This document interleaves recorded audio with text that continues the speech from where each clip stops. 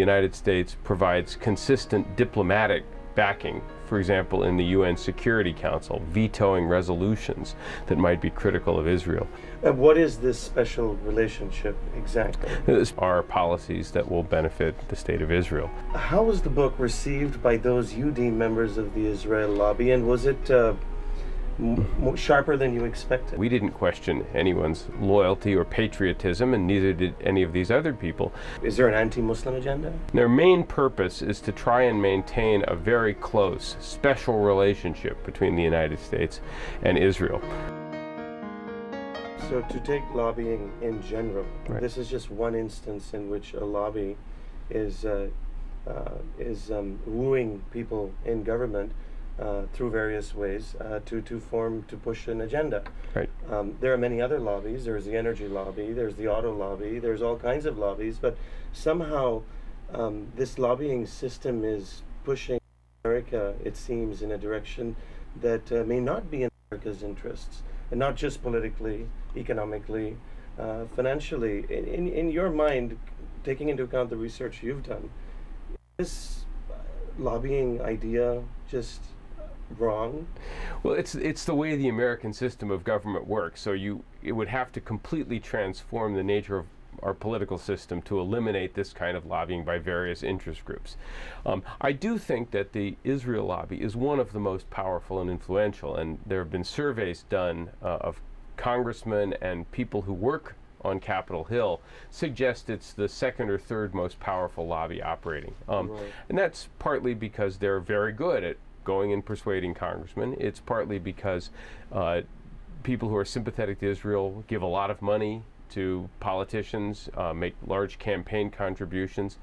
And also, there's nobody really on the other side, right? There isn't a similar Arab American lobby or Palestinian American lobby of equal power and equal influence that's pushing on the other side. Yeah. So if you're an American politician, you've got a large and influential group of people pushing in one particular direction and nobody on the other side, you'll go where the pressure is coming from. But what they're doing in most cases is no different than what many other interest groups and lobbies do in the United States. They're just doing it better than most do. So, however pervasive one may argue the Israel lobby's influences on U.S. Middle East policy or U.S.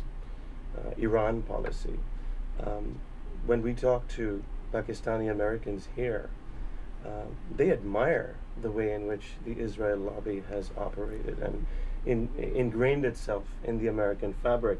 Of course, Pakistanis have started arriving in the United States Right. more recently than people in the Jewish community. They use the Israel lobby, some of these people, as a benchmark or a goalpost for where they need to be. So as you mentioned just now, you said, well, there isn't anybody else on the other side to argue another point of view. Do you believe that that's the right way to go? No, it would be better for the United States and for everybody else if there was a more even fight for political influence here in the United States. I mean, one of the things to remember is that you wouldn't need a powerful set of interest groups pushing for such a one-sided policy if that policy was really good for America. Right?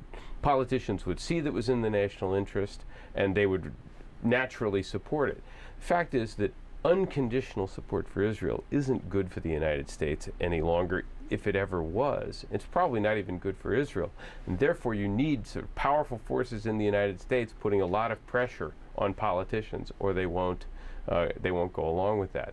Now, your point about newly arrived, Pakistani Americans and other groups, exactly right. I think you are starting to see other groups who are now becoming successful in the United States, becoming assimilated, being more comfortable here, learning how the political system operates, starting to imitate what some of these other groups have done.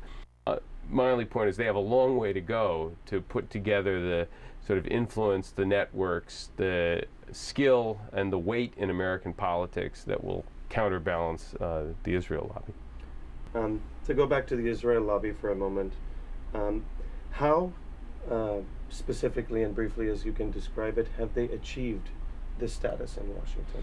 Well, first of all, Jewish Americans, but also Christian evangelicals, who are also an important part of this, are very successful in the United States. They've been financially quite successful. They're traditionally very involved in politics, high rates of political participation, and those are the sorts of things that make any group powerful and influential in the United States. Also highly educated, very good at operating within the political system, and as I said before, there isn't really anybody on the other side, so they naturally carry more weight. There are two main strategies. One is to get involved in politics, give money to politicians, tell them that if they back Israel, they'll get more support, and if they don't back Israel, their opponents will get more support. That's one strategy. The second is to try and shape discourse, put pressure on the media, put pressure on newspapers to run stories that are pro-Israel rather than running stories that are critical. Write books and articles yourself that advocate a sort of pro-Israel point of view. And I think if you compare the way Israel is discussed in the United States with the way it's discussed in Europe or in many other places, you'll find that American commentary tends to be much more heavily slanted in a pro-Israel direction. And that's mostly because groups in the lobby work very hard to make sure that's the case. Professor Walt, that was an insightful thought. Nazreen, don't go away. We'll be back after a short break.